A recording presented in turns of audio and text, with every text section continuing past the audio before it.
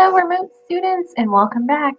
This is a great week and an awesome, superb week. We are all finally getting back into the routine, and I'm hearing that you guys are doing some awesome things on the remote side. So keep doing awesome stuff at home.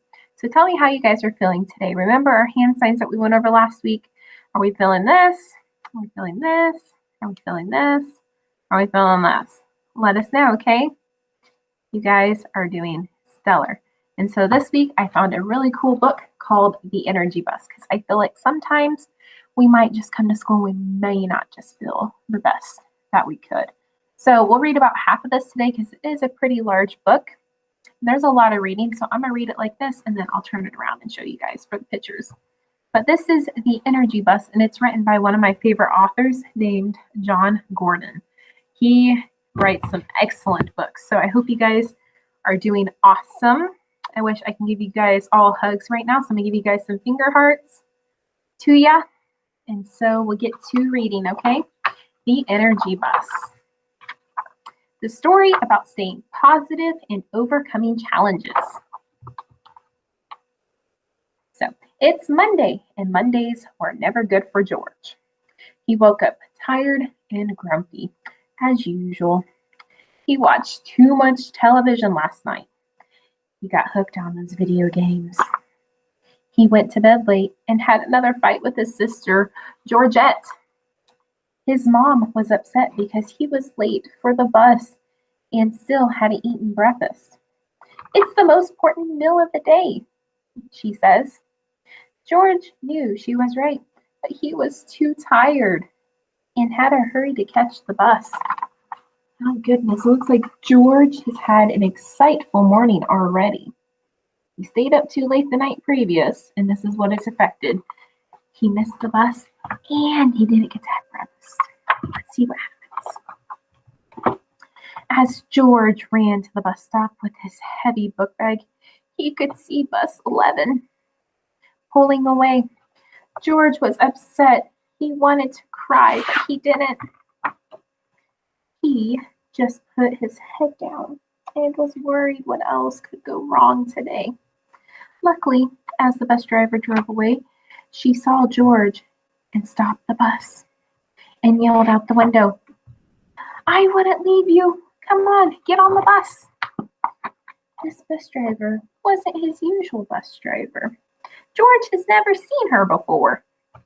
She said her name was Joy, and she had the biggest smile ever. He told her his name was George and sat down in the very first seat. So this new bus driver named Joy is pretty awesome. I think she's going to make an impact in George's life. What do you guys think? I think so.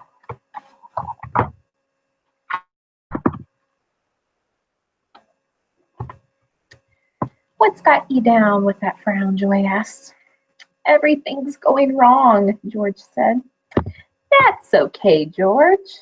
You're on my bus now. I call it the Energy Bus. Sit down and I'm going to teach you some rules that will take you on a positive ride throughout life." "Are you ready to learn the first rule?" Joy asked.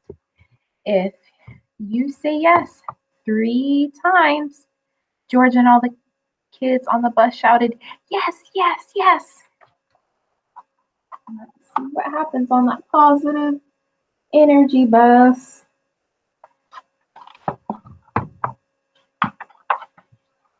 Joy told the kids on the bus the very first rule. So rule number 1, listen carefully. Create a positive vision. When you're on the bus going to school, think about having a great day. When you're on the bus going home, picture yourself having a great night. When you think about your future, imagine yourself accomplishing your goals and dreams, said Joy. If you can see it, you can create it. If you have a vision, then you will also have the power to make it happen. And that is so true, my friends. If we have goals in life, we have to first visualize it, and then sometimes we might need to write it down or draw a picture. But once we do that part, it'll become easier to achieve that goal, which I know we all can. As George waited for class to begin, he thought about what Joy had said, creating a positive version. He imagined himself getting an A+ on his spelling test today and hitting a home run on his baseball game on Saturday. Then he remembered his teacher telling him the importance of writing down your goals and drawing pictures of them. So George took out a piece of paper and drew a picture of his spelling test with a big A+ on it. He also drew a picture of himself hitting a home run.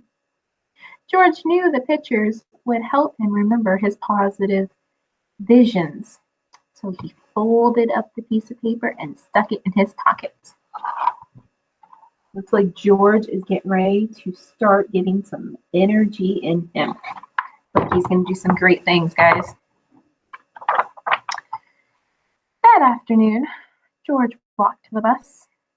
Joy gave him another big smile and asked him to sit in the front seat so that they could talk. How was school? She said. Did you have a better day? It was a little bit better, answered George. I felt happier. I'm pretty sure that I at least got an A on my spelling test. But after that, I had to deal with a bunch of challenges. I tripped in the hallway while walking to class. I couldn't find my math book anywhere. I got hit in the face by a soccer ball and had to go to the nurse. A few of these mean kids were doing their usual mean things. It just wasn't a good day, said George. So he got an A on his spelling test, but then all these side things have happened. It's kind of sad. I understand that, Joy said. We will face challenges in life. That's why it is so important to learn the next rule. If you want to know what's the next rule, you know what to say. Say yes 3 times.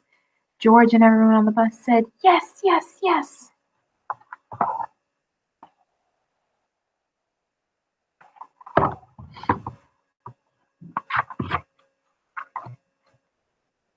Rule number 2. Fuel your ride with positive energy. What's positive energy? George asked. It's positive thoughts and emotions when you think and you feel and you share with others, said Joy. It is smile, it is laughter, it is gratitude, it is trust, it is faith, it is joy, it is happy thoughts and beliefs. If you fuel up with positive energy, you will have the power to overcome the challenges and achieve your goals. But what if I feel negative? Asked George. Well, that's the thing, George. You possess the greatest power in the world, said Joy. It's the power to choose to be positive instead of negative. You guys have the greatest superpower of all. We have the choice to either be positive or to be negative. I love being positive.